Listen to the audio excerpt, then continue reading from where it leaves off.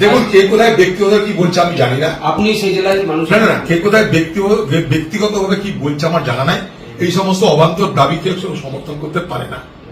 কে কোন ব্যক্তিগতভাবে পার্লামেন্টে কি বললো, কে কোন ব্যক্তিগতভাবে বাজারে কি বললো, তার জন্য আমাদেরকে সমর্থন করতে হবে, হ্যাঁ বলতে হবে, এটা কোনো কথা না।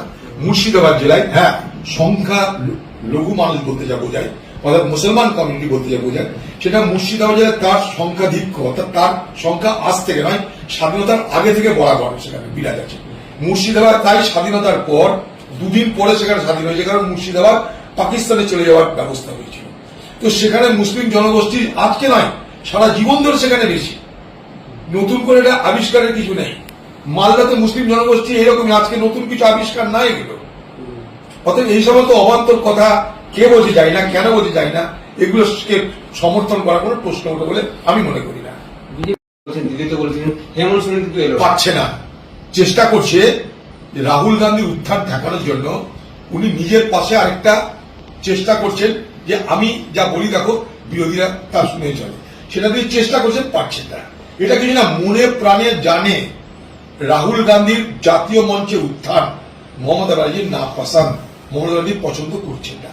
তাই ঈর্ষান্বিত হয়ে, ঈর্ষা পরায়ণী নেত্রী তিনি সবাই জানেন, আজকে সেই জন্য তাকে এই রকমের সিদ্ধান্ত নিয়ে তাকে নাটকের উপস্থাপনা করে মানুষকে বিভ্রান্ত করার চেষ্টা করা। দাদা নাটক আপনি বলছেন, কেন্দ্রীয় সরকারও বলছে যে মাইক বন্ধ করা হয়নি, পিআইবি অর্থমন্ত্রী বলেছেন করে ভাই বন্ধ। এটা পাগল ছাগল যদি বলে আমরা কি করতে পারি? একটা মুখ্যমন্ত্রীকে ডেকে কেউ মাইক বন্ধ করতে পারে? আর সবকিছু ভিডিও রেকর্ডিং আছে, ওখানে যা কিছু আছে সে ভিডিও বার করলে পাওয়া যাবে। তিনি তার জন্য সুপ্রিম কোর্ট খোলা আছে, তার জন্য তার মঞ্চ খোলা আছে, তিনি অবস্থানে বসতে পারেন, অনশনে বসতে পারেন, বাংলা মানুষকে ডাকতে পারেন যে আমি বিড়ম্বনা বাংলার, আমি বাংলার ঈর্ষা পরায়ণী এক নেত্রী, দেখো আমি দিল্লিতে এলাম, আমাকে বলতে দেওয়া হলো না, মাইক বন্ধ করে দেওয়া হলো। কখনো বলতে পারে ঘাট ঢাকা দিয়ে বার করে দিল, অনেক কিছু বলতে পারে। বলার সাথে তিনি নিজেকে সেভাবে উপস্থাপনা করতে পারেন, এটা তার নিশ্চয়ই ক্যারিয়ারের মধ্যে পড়ে, অনেক তার ক্যারিয়ার সেই লাইনে। দেখুন সারা বাংলায় এই মুহূর্তে আপনাকে বলে রাখি, সারা বাংলা জুড়ে এক ভয়ঙ্কর লুট হচ্ছে, সেটা হচ্ছে জমি। মানে গ্রামে গ্রামে এখন এমন অবস্থা তৈরি হয়েছে, মানুষ তার নিজের জমি রক্ষার জন্য যেমন ফসল পাহারা দেয়, আম জাম লিচু ধান পাহারা দেয়, তেমন করে মানুষকে তার নিজের জমি রক্ষা করার জন্য পাহারা দিতে হচ্ছে। কারণ পশ্চিমবঙ্গের প্রত্যেকটা জেলার যে ভূমি দপ্তর, যেটাকে আমরা বলি BLRO, ল্যান্ড যে দপ্তর, ভূমি দপ্তর যেটা BLRO, block land reform development authority, এই যে দপ্তর BLRO, সারা পশ্চিমবঙ্গের প্রত্যেকটা জেলায় BLRO SLRO, সেখানটায় এই মুহূর্তে সব থেকে বেশি দুর্নীতি হচ্ছে। কারণ বলি আপনাদেরকে, মনে করুন গ্রামে গ্রামে পঞ্চায়েতের চুরি, যেহেতু সেখানকার ডাইরেক্ট বেনিফিট ট্রান্সফার প্রোগ্রাম শুরু হয়েছে, DBT প্রক্রিয়া, ফলে অনেক মানুষ নিজের ডাইরেক্ট পাচ্ছে টাকা। ফলে গ্রামে গ্রামে পঞ্চায়েতের যারা নেতা মাথা বা তৃণমূলের নেতা মাথা, তাদের ধান্দা কিন্তু কিছু কমে যাচ্ছে।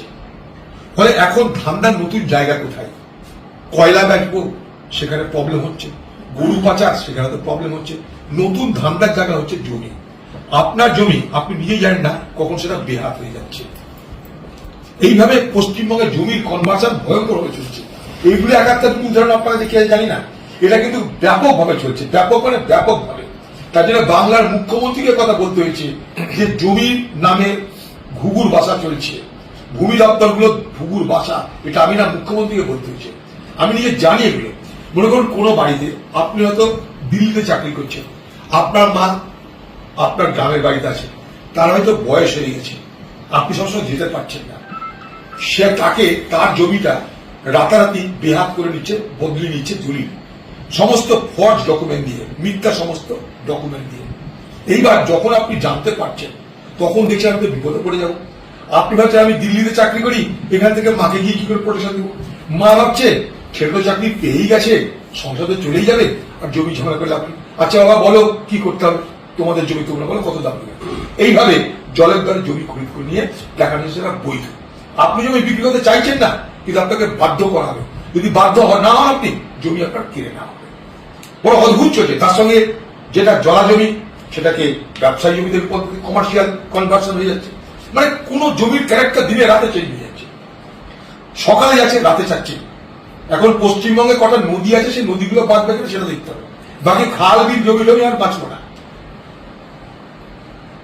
ভয়ঙ্কর অবস্থা কিন্তু আমি বলছি। পশ্চিমবঙ্গের জমির যে মাফিয়া, ল্যান্ড যে মাফিয়া, জমি নিয়ে যা চলছে, সেটা আমি মনে করি যা কিছু দুর্নীতি আমাদের চোখের সামনে আসছে, যেমন কয়লা বলুন, পাথর বলুন, গরু পচা বলুন, তার থেকে কয়েকশো গুণ বেশি হবে। রেশন বলুন, তার থেকে কয়েকশো গুণ বেশি। আর একটা নতুন স্টিমে এটা দেখা দরকার, আর একটা নতুন তদন্ত হওয়া দরকার। এখান থেকে বহু মানুষ বলতে পারছে না। বিয়ের দপ্তরগুলোতে তুলে আনলেই কাগজপত্র সব বেরিয়ে যাবে। জমির ক্যারেক্টার চেঞ্জ হয়ে যাচ্ছে, জমির মালিকানা চেঞ্জ হয়ে যাচ্ছে রাতারাতি। আমি তো দায়িত্ব বলছি, রাতারাতি জমির মালিকানা পাল্টে যাচ্ছে। ভয়ঙ্কর ব্যাপার।